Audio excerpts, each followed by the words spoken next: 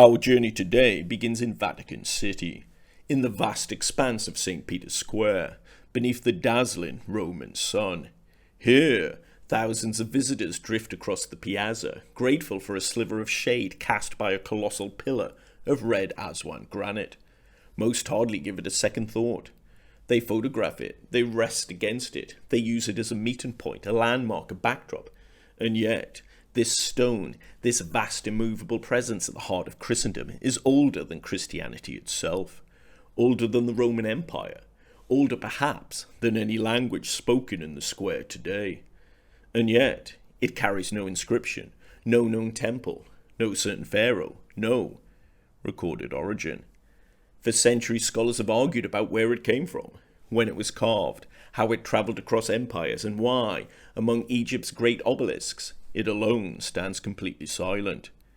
It is the Vatican Obelisk, a monument millions have walked past since its raising in 1586, and its presence raises questions that echo across three civilisations. Who built it? How did it reach Italy? And for what purpose? And why was this 326-ton pagan monolith lifted onto a pedestal in the most sacred square in the Catholic world? The precise origin of the Vatican Obelisk is truly unknown. Most Egyptologists agree only on one point, that its granite almost certainly comes from Aswan, the quarry that supplied many of Egypt's greatest obelisks. But beyond that, almost everything else dissolves into uncertainty. Unlike every other major Egyptian obelisk, which are covered from head to toe in hieroglyphs of the highest caliber, the Vatican Obelisk is completely blank. This is extraordinary, because this obelisk has been quarried and carved in hard granite, an immense undertaking in itself, but made more so by the fact that it is colossal, weighing around 326 tons and standing approximately 25 meters tall.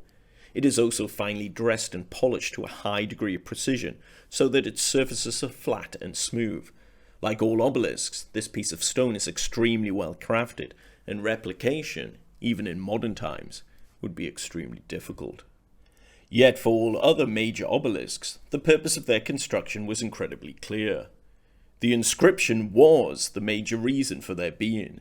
They were a theological proclamation, the pharaoh's divine manifesto carved in stone to be seen for miles and across the eons. The Vatican Obelisk is, however, the largest non-inscribed obelisk to leave Egypt, and this fact begs the question: why would the Egyptians go to the trouble of carving such a fantastic and sizable monolith, and yet leave it unclaimed? One suggestion is that it was always intended to be inscribed, but the completion was interrupted, perhaps by a political upheaval, a royal death, or a halted temple project. And so, we might call it an unfinished obelisk. There are many such examples in the quarries of Aswan, including the mighty unfinished obelisk of over 1,000 tons. All without markings.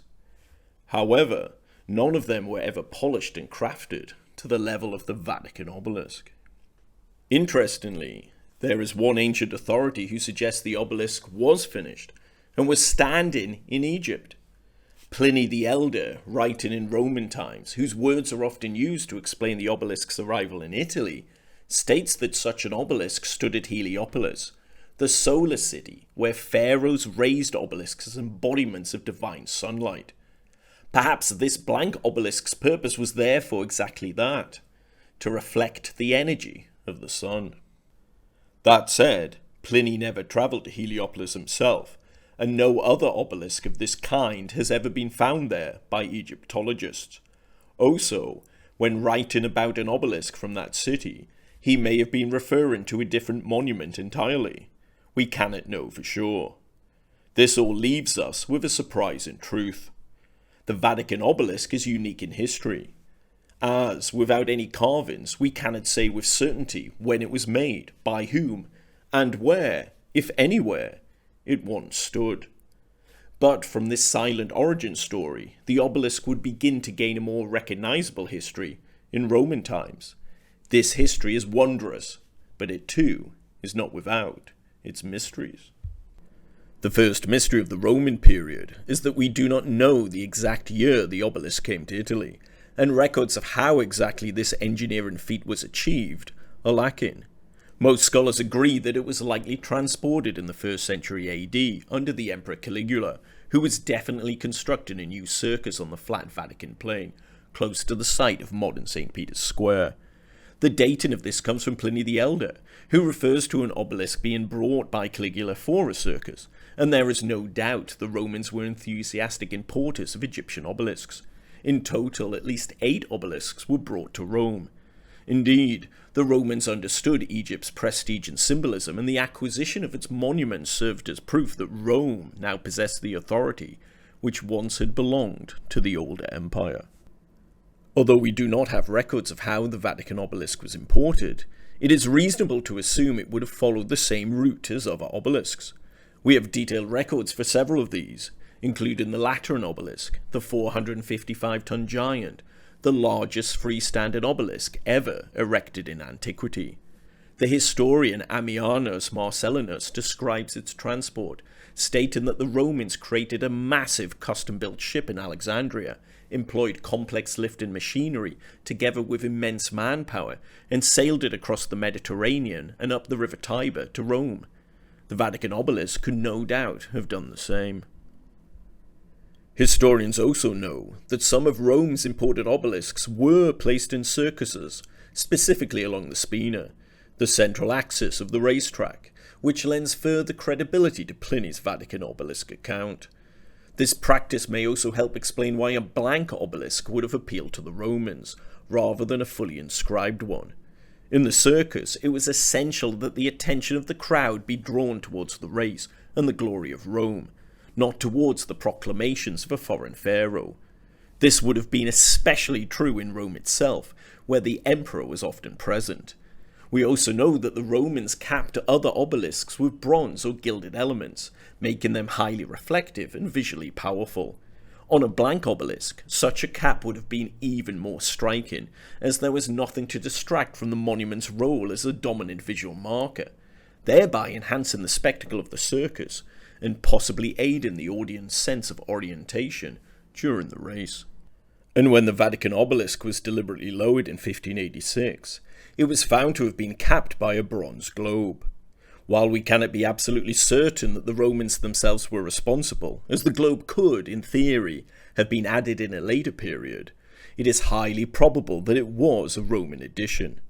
To the Romans, the globe was a powerful symbol, associated with cosmic order, the sun, and dominion over the world, imagery that fitted perfectly with the spectacle and symbolism of the circus. In 1586, the globe was removed and opened, as people were convinced it might contain the ashes of a Roman Caesar, a belief that speaks volumes about how firmly the monument was associated with imperial Rome. However, nothing was found inside, suggesting the globe was indeed ceremonial rather than funerary.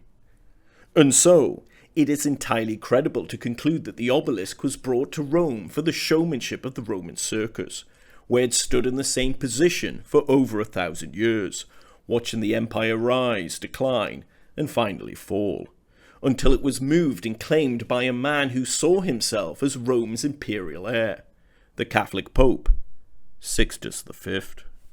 One of the great paradoxes of the Renaissance is this. Why would a Catholic Pope choose an Egyptian monolith, a pagan monument, carved long before Moses, long before Christ himself, as the centerpiece of his renewed Christian Rome? One answer is that the obelisk was already there. Records from the time of Sixtus state that the obelisk was lowered before being moved a relatively short distance, and then raised again. The fact that it had to be lowered means it was still standing, and therefore was still exactly where the Romans had placed it. It had remained upright for over 1,500 years, unchanged, while history had shifted around it. A second reason lies in the Catholic belief that St. Peter was executed by Nero on Vatican Hill, only meters from the obelisk's ancient position. If the obelisk had been brought to Rome by Caligula, who reigned immediately before Nero, then one of its earliest acts in the city would be to stand as a silent witness to the death of the apostle who controls access to the gates of heaven and from whom the papacy traces its authority. A final reason is that of spectacle and dominance. Sixtus was a pope determined to redevelop Rome on a monumental scale. He identified that the obelisk was a symbol of power, permanence, and imperial authority that could be seized, repurposed, and made to serve the church. Much like the Roman emperors before him, its use in his grand design would be signalling the ascendancy of his rule, a new order that had risen over the old ways.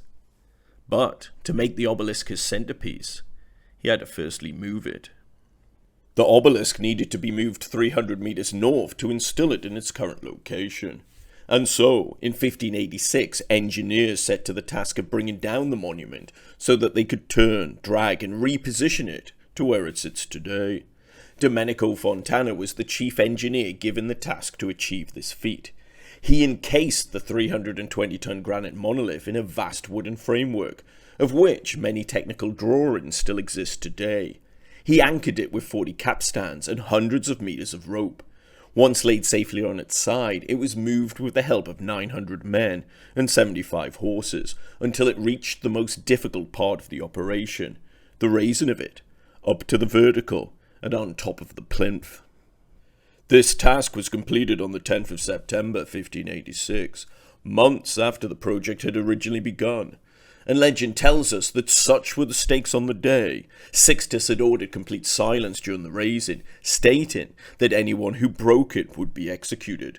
Although this story is more folklore than recorded history, we do know that Sixtus did recognize how Herculean the task Fontana had achieved was. Indeed, he dedicated an entire face of the plinth to him, stating for all posterity that the obelisk had been moved and raised by Fontana's skill and industry. Another act of transformation from Egyptian monolith to Christian monument was a spiritual one. Sixtus ordered that the obelisk be ritually exorcised. This was important because anything outside the Catholic religion was considered by Sixtus to be coming from the devil. Since the obelisk had a pagan past, it too lay in Satan's realm, and this connection had to be completely cut before it could serve the papacy and Christendom. Another face of the plinth spells out a passage of the formal exorcism that was conducted in front of the obelisk. It states, "Behold the cross of the Lord. Begone all hostile powers. The line of the tribe of Judah has conquered the root of David." Alleluia. This passage is not decorative poetry, but a command, and the fact that it has been permanently carved beneath the obelisk serves as a constant protection to stop the devil ever coming back to re-inhabit it.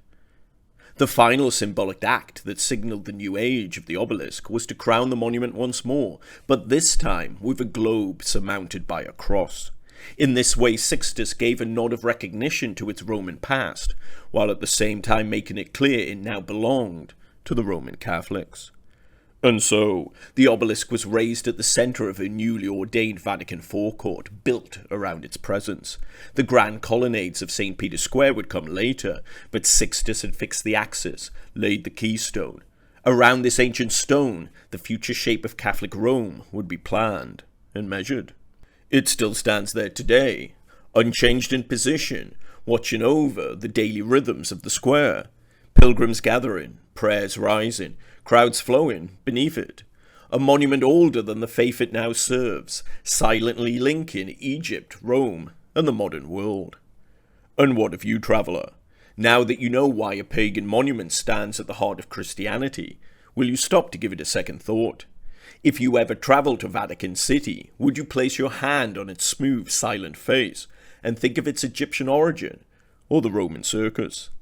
Its Catholic chapter is less than 5 centuries old, and no doubt the great granite stone will outlast this empire, as it has the other two. Indeed, since the life of an obelisk may last millennia, 500 years really is only a whisper in time.